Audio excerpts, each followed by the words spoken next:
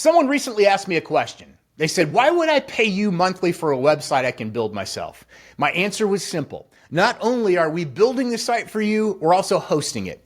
That's worth something. Go ahead and check on your own. Not to mention the support. If you need changes each month, you can't expect someone to do them for free just because you bought a website from them. Maybe for the first 30 days, but after that, they need to be compensated.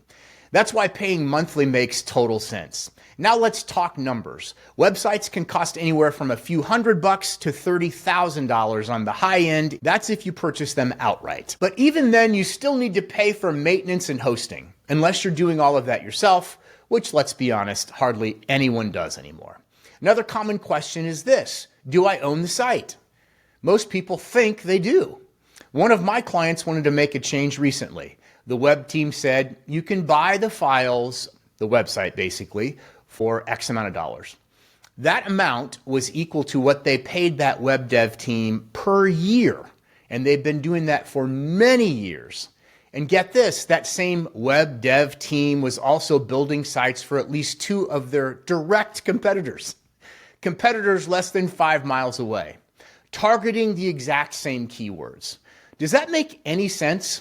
Especially when one of those competitors was ranking better in a few areas?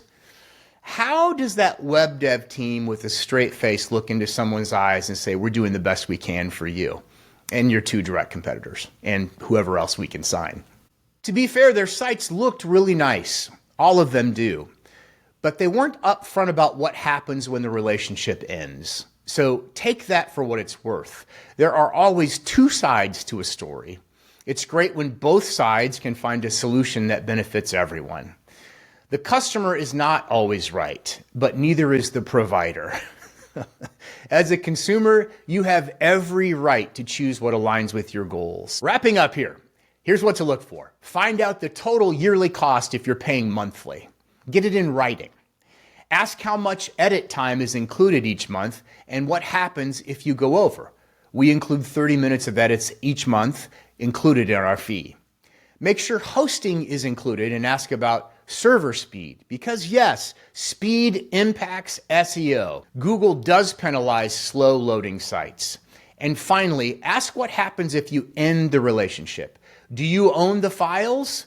Can you buy them? If so, how much will it cost you? Find out up front. That might change your mind about doing business with somebody. A lot of developers today build on a CMS, content management system, like WordPress. They're not coding from scratch. They're customizing existing templates. Then some claim intellectual property rights on those modifications.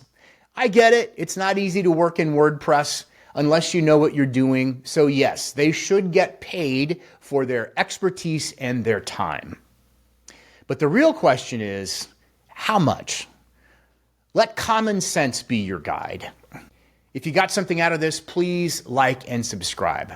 We'll do more. Thanks.